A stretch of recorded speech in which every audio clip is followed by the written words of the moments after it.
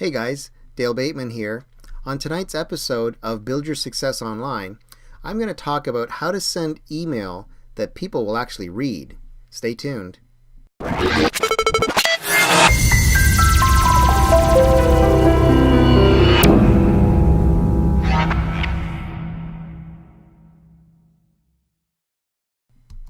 Hey guys, so I'm back again talking to you about email marketing, one of the most powerful tools you have as an online business person to build your success online.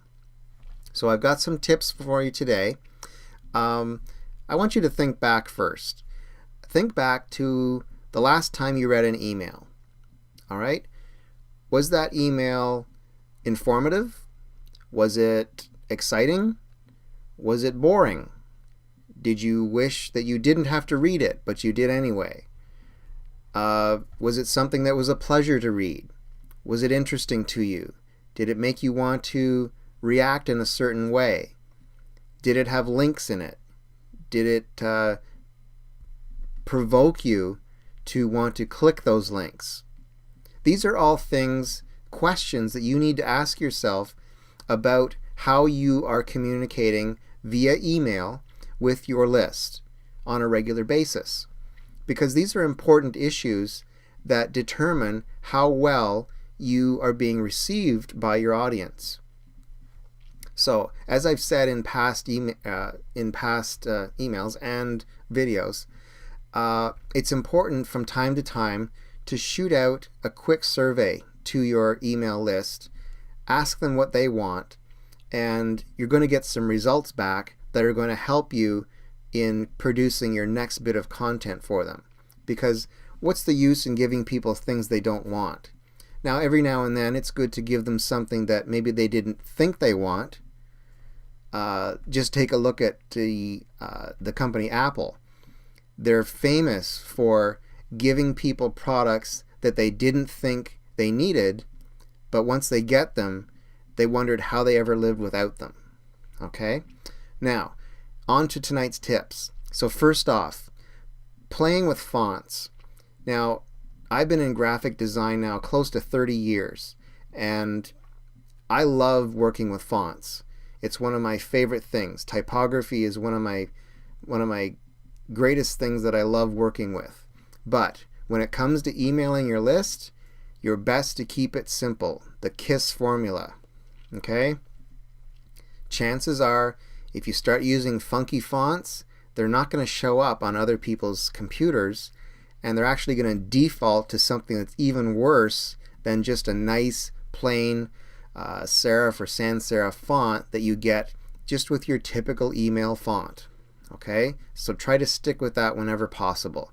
Stay away from the fancy stuff. Your color scheme. If you do include some color in your emails, try to make sure that it's matching with what's on your website.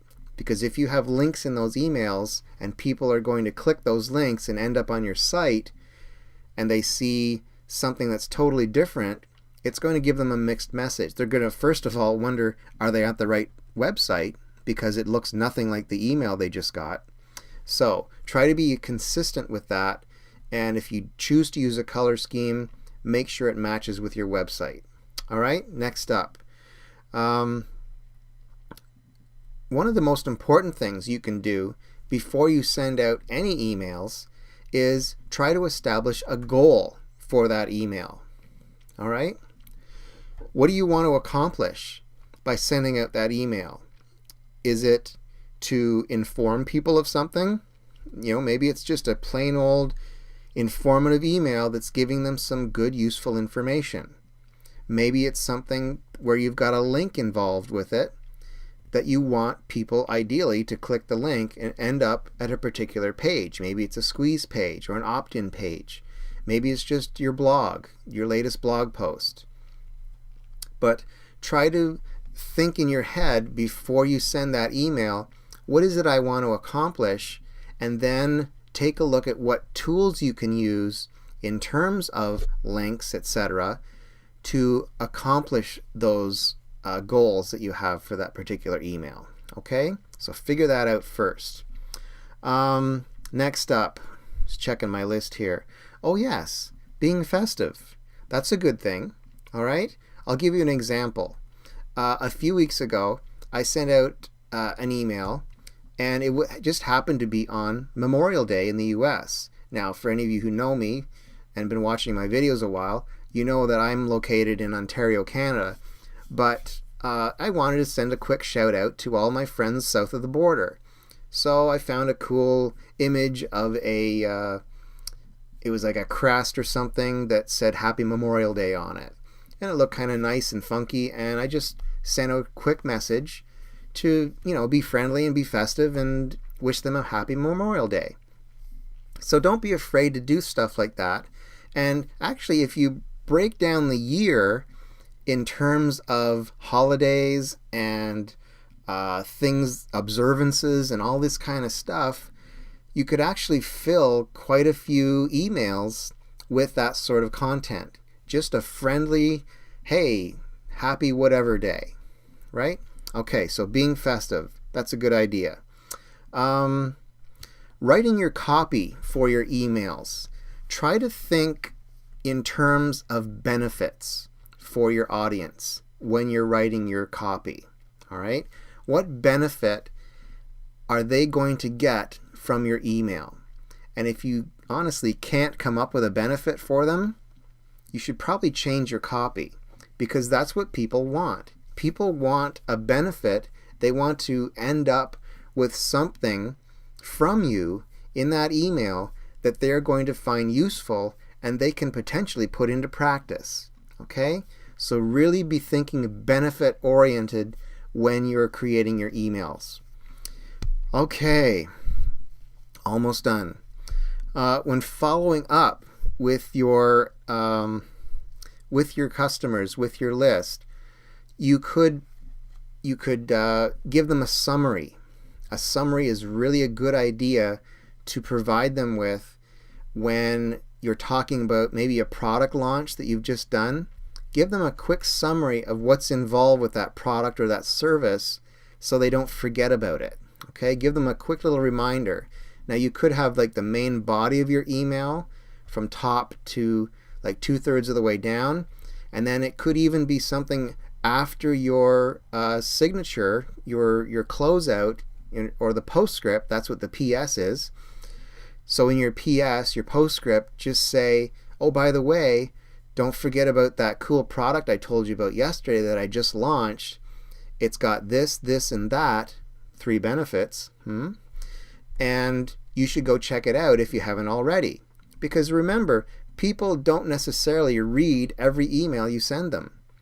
If you think that's the case, you should rethink things, because people do not read every email that you send them. They read few emails that you send them. So the more you can summarize and give them reminders of things that you think are important for them to know, the better. Okay? Final note here, and this doesn't happen a whole lot, but I still see some people doing it. If you send people an email with an opt-in that's pre-filled out for them, people don't like that. So try not to do it, okay? You can come across as being shady or a scammer very easily if you do stuff like that.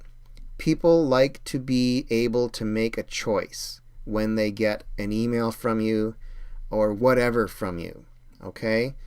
If you ask them to opt into something, make sure you're letting them opt in themselves. Don't do it for them, because to be honest, if people didn't want to opt in to what you did, to what you're offering them, and you do it for them anyway, so they're pre-opted in, they're going to get angry probably, and they're going to first of all unsubscribe, which you may have wanted in the first place because maybe they're not interested in what you have to offer. But there's a chance that they could spread the word that, hey, stay away from this guy. He pre-opts in for you when he sends you an email. So try to stay away from that, guys, if at all possible. So there you go. I know I've gone long tonight, but I've had a lot of great stuff for you. These are some great tips to put in place when you're thinking about sending out your email campaigns. So Until next time, my name is Dale Bateman from buildyoursuccessonline.com. Please subscribe to my channel if you're watching this on YouTube. If you're on my blog, click around. Don't forget to grab your free copy of Affiliate Marketing Supremacy at my blog at buildyoursuccessonline.com. Thanks, guys. I will see you next time with more great tips for online businesses. Take care, and I will see you soon. Bye-bye.